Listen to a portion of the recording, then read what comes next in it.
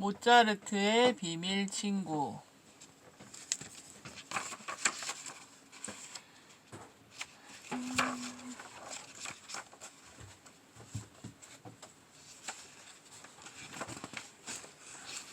나도 함께 놀고 싶어. 모차르트는 너무 작고 어리고 약하다는 이유로 아무것도 할 수 없었어요. 그래서 이마를 찌푸리고 코를 찡긋거렸습니다. 몹시 화가 난 것처럼 보였어요. 모차르트는 무지하게 화가 났다는 것을 알리고 싶었습니다. 들려오는 음악 때문에도 무척 화가 났지요. 평소와 달리 음악 소리도 귀에 거슬렸던 거예요. 길가에서 웃음소리가 들렸습니다. 동네 아이들이 모여 놀면서 시끄럽게 웃는 소리였어요. 아이들의 웃음소리는 그칠 줄을 몰랐어요. 음악은 옆방에서 들려오는 거였고요. 나도 함께 놀고 싶어. 모차르트는 소리내서 말했습니다. 방에는 혼자뿐이었는데도 말이에요. 그러자 목소리가 들렸습니다. 같이 놀고 싶어? 모차르트는 별로 놀라지도 않았습니다. 이미 여러 번 들은 목소리였으니까요. 언젠가는 누나에게 묻기도 했지요. 누나 귀에도 어떤 목소리가 들리는지 말이에요. 목소리를 듣는 것은 이런 사람들 뿐이야. 누나는 손가락을 머리에 대고 빙글빙글 돌리면서 말했습니다. 공연히 물었다가 놀림만 받았지요. 모차르트는 기분이 상하지는 않았습니다. 너도 함께 놀고 싶니? 목소리가 다시 한번 물었지요.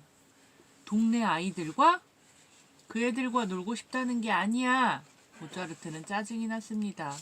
친구인 목소리가 멍청한 질문을 했기 때문이에요. 나도 연주하고 싶어. 함께 음악을 연주하고 싶단 말이야. 모차르트는 음악 소리가 들리는 옆방을 가리키며 말했습니다. 그 방에는 아빠와 벤첼 아저씨, 샤흐트너 아저씨가 있었지요. 모차르트는 제2 바이올린이라도 연주하고 싶었습니다. 그렇게 하면 되잖아. 목소리가 말했지요. 안 돼. 모차르트는 화난 목소리로 말했습니다. 나는 연주할 수 없어. 배운 적이 없거든. 내 바이올린은 있지만 말이야. 할 수 있다니까? 목소리도 물러서지 않았지요. 제2 바이올린 연주는 배우지 않아도 할 수 있어. 목소리는 머뭇거리다 덧붙여 말했습니다. 물론 너라면 말이야. 무슨 말인지 모르겠어. 모차르트가 말했습니다. 너는 할 수 있다니까? 목소리는 좀 짜증이 난 것 같았어요. 가서 함께 연주해. 나는 방에 들어가지도 못할 텐데 뭐. 모차르트는 풀 죽은 목소리로 대답했지요. 목소리는 웃음기 어린 듯한 투로 말했습니다. 그걸 내가 어떻게 알아. 가서 연주하라니까. 모차르트는 한숨을 푹 쉬고 옆방문을 두드렸지요. 어른들이 모인 방에 함부로 들어가면 안 되니까요. 다시 한번 문을 두드리자 문이 열렸습니다. 뭐냐? 아빠의 목소리에는 짜증이 약간 배어 있었어요. 내가 제2 바이올린을 연주할게요. 모차르트는 자신있게 말했지요. 웬 바보 같은 소리냐? 아빠는 이제 정말로 화가 났어요.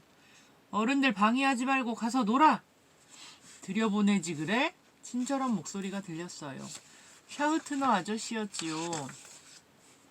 아저씨는 언제나 모차르트 편이었어요. 한번 시켜봐. 하지만 얘는 바이올린을 배운 적도 없어. 아빠가 말했습니다. 얘는 연주할 줄 몰라. 내 옆에서 연주하라고 해. 조용히 연주하면 우리한테 방해가 되지 않을 거야. 샤흐트너 아저씨가 말했지요. 내 솜씨를 보여줘. 목소리가 말했습니다. 내가 방금 들은 음악을 그대로 연주하면 되는 거야. 모차르트는 어린이용 바이올린을 가져왔습니다. 절대로 웃음거리가 되면 안 돼. 샤흐트너 아저씨와 벤첼 아저씨 앞에서, 특히 아빠 앞에서는 잘해야 해. 모차르트는 잠시 정신을 집중했습니다. 목소리도 이제는 잠자코 있었어요. 악보의 음표들을 보자 멜로디가 들려왔습니다. 그리고 멜로디가 모차르트의 손에서 저절로 흘러나왔지요. 샤흐트너 아저씨가 연주를 멈추는 것 같았어요. 아빠는 놀란 표정을 짓는 것 같았고요. 하지만 모차르트는 어른들을 신경 쓰지 않고 연주를 계속했습니다. 연주가 끝나자 아빠가 물었습니다. 볼프강, 그동안 몰래 연습했니? 바이올린은 누구한테 배웠니? 모차르트는 목소리가 말했던 것을 기억했지요. 제2 바이올린 연주쯤은 배우지 않아도 할 수 있어요. 이런 건 아무것도 아니잖아요? 이제 겨우 4살짜리가. 여보게, 자네 아들은 신동이구먼. 샤우트너 아저씨가 말했습니다. 아저씨는 농담을 한 거였지요. 하지만 그 말 한마디에 방한 분위기가 갑자기 진지해졌습니다. 신동이 뭐지? 모차르트는 생각했습니다. 사람들을 놀라게 하는 아이를 말하는 건가 봐. 모차르트는 작고 어리고 약했습니다. 하지만 이제는 피아노를 연습해도 좋다는 허락을 받았지요. 물론 바이올린도요. 이따금 옆집 아이들이 피아노 치는 소리가 들렸습니다. 마지못해 연습하는 소리였지요. 모차르트는 다른 애들을 이해할 수 없었어요. 음악을 연주할 수 있는데 왜 즐거워하지 않는 걸까? 아니면 음악을 그처럼 좋아하는 모차르트가 정상이 아니었을까요? 누나의 농담처럼 모차르트는 그런 사람이었을까요? 늘 보이지 않는 사람의 목소리를 들었던 것도 그래서였을까요? 사라지는 것은 없어. 피아노 앞에 앉은 모차르트는 머릿속에 떠오르는 음률을 정리하고 있었습니다. 머릿속으로 들려오는 음악은 아주 마음에 들었어요. 어떻게 완성할지도 이미 다 생각하고 있었지요. 훌륭한 피아노 협주곡이 될 게 분명했습니다. 하지만 이렇게 머리에 떠오르는 음악은 금방 없어져. 다시 찾을 수 없어. 모차르트는 혼자 중얼거렸지요. 그러자 목소리가 말했습니다. 영원히 사라지는 것은 없어. 아무것도 사라지지 않아. 내가 생각한 이 곡은 없어져. 악보로 적어놓지 않으면 말이야. 모차르트가 다시 말했습니다. 적어놓으면 되잖아. 목소리가 말했지요.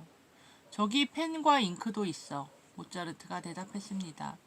안 돼. 악보를 읽을 줄은 알지만 적는 것은 못해. 너는 당연히 할 수 있어. 목소리가 말했습니다. 할 수 없다니까? 모차르트는 화를 내며 소리쳤어요. 목소리가 조용해졌지요. 모차르트는 목소리가 기분이 상했다는 것을 눈치챘습니다. 평소에도 목소리는 자신의 뜻대로 되지 않으면 입을 다물어 버렸어요.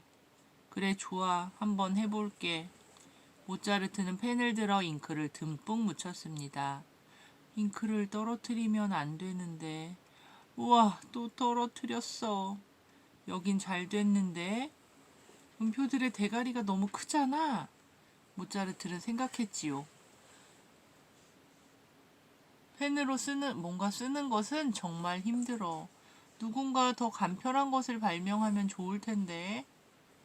책상에 잉크 얼룩이 많이 남기는 했지만 악보를 쓰는 데는 성공했지요. 악보에는 머리에 떠올랐던 음악이 고스란히 옮겨져 있었습니다. 내가 악보를 쓸 수 있어! 모차르트가 소리쳤습니다. 당연히 쓸 수 있지. 목소리가 말했어요. 이제 다시 말하는 거야? 모차르트가 물었지요. 목소리는 아무 대답도 하지 않았습니다. 이것도 모차르트가 익히 아는 목소리의 특성이었어요. 어리석은 질문을 하면 목소리는 대답하지 않았습니다. 집안은 고요했습니다.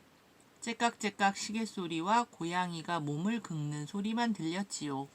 고양이한테 이가 있어. 모차르트는 생각했습니다. 그리고 쉬지 않고 악보를 적었지요.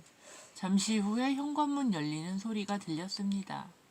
엄마와 누나일 거야. 아니면 아빠와 샤우트너 아저씨가 연주 연습을 하러 왔을지도 몰라.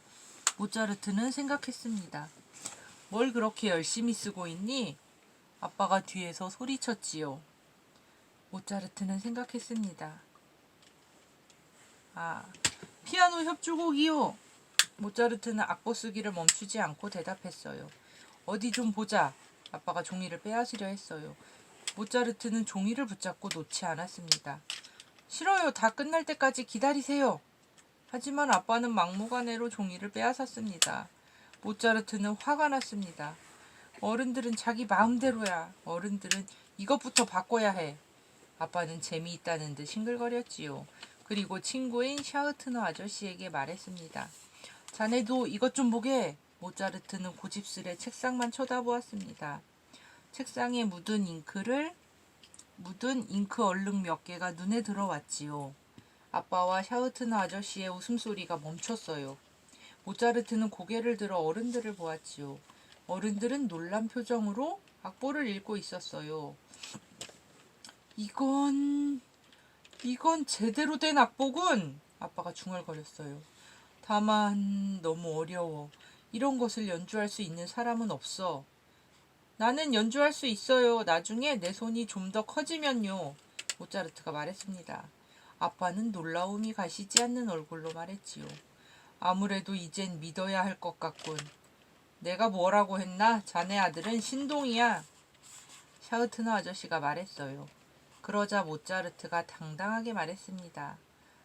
나는 신동이 아니에요. 나는 작곡가예요. 그런데 작곡가 양반께서는 이제 자러 가야 할 시간이야. 아빠가 말했습니다. 하지만 모차르트는 잘 생각이 없었습니다. 다시 피아노 앞에 앉아 악곡을 떠올렸지요. 꿈. 모차르트는 끝이 보이지 않는 바다를 바라보았습니다. 저 멀리 바다와 하늘이 맞닿아 있는 곳도 우윳빛 안개 때문에 경계가 불분명했지요. 모차르트는 나무 그늘에 앉아 있었지요. 나무 줄기는 울퉁불퉁하고 커다란 잎사귀는 아주 멋졌습니다. 나뭇가지에는 초록색 열매들이 커다란 물방울처럼 매달려 있었어요. 무화과들이 익었어. 그렇지, 토마시노? 모차르트가 물었습니다. 모차르트 옆에는 정말로 누가 앉아 있었습니다. 옆에 있는 소년이 일어나 가장 가까운 가지에서 무화과 2개를 땄어요.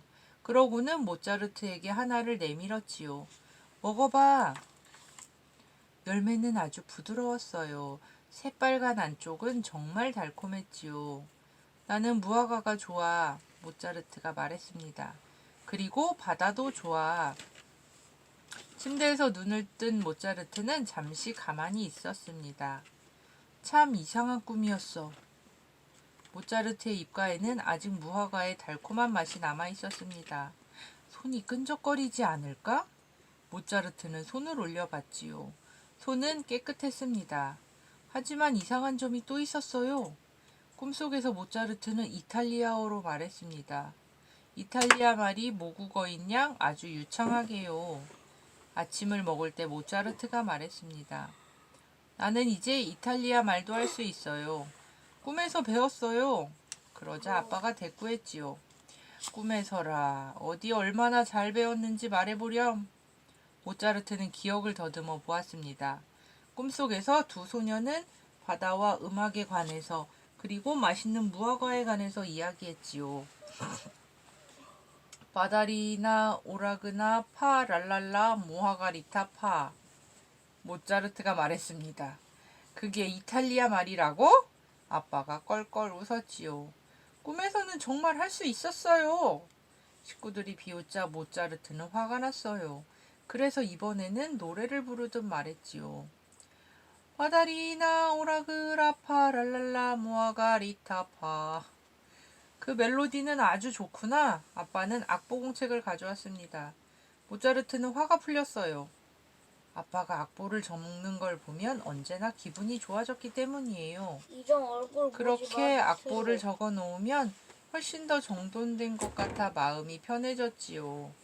모차르트는 아직 펜과 잉크를 잘 다루지 못했어요.